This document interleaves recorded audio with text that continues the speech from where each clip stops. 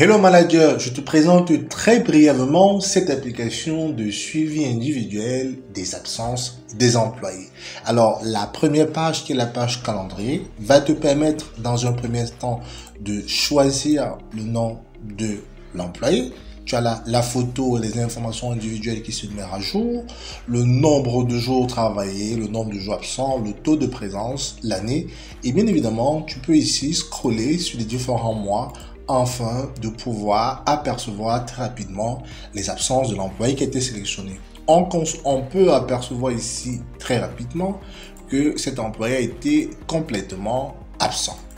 Très rapidement, on voit ici qu'en mai 2022, il a eu 17 jours de travail pour 5 jours d'absence, qui correspond à 5 jours de congé de formation. On peut apercevoir sur notre calendrier dynamique les différents jours de congé de formation.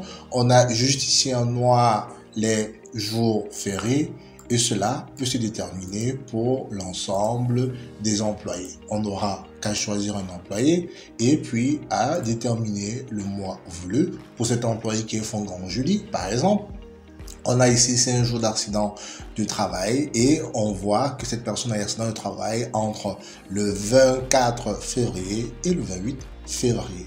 On peut bien évidemment aussi aller sur le dashboard pour avoir une analyse globale de l'activité. Ici, tout simplement, pour l'ensemble du personnel employé, on n'aura qu'à choisir le mois et l'année en question pour voir le tableau de bord se mettre à jour en fonction du besoin.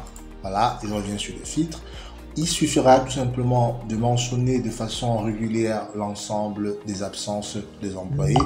Bien évidemment, il va falloir dans cet onglet avoir la photo et les informations sur l'ensemble du personnel employé. Ici, il s'agit du paramétrage qui représente les ensembles de base où on doit définir les différents départements, les différents types d'absences, de préciser la nature du week-end, de mentionner tous les jours fériés, de préciser ici le nombre de jours maximum de congés et là de préciser le nombre d'heures journaliers de travail.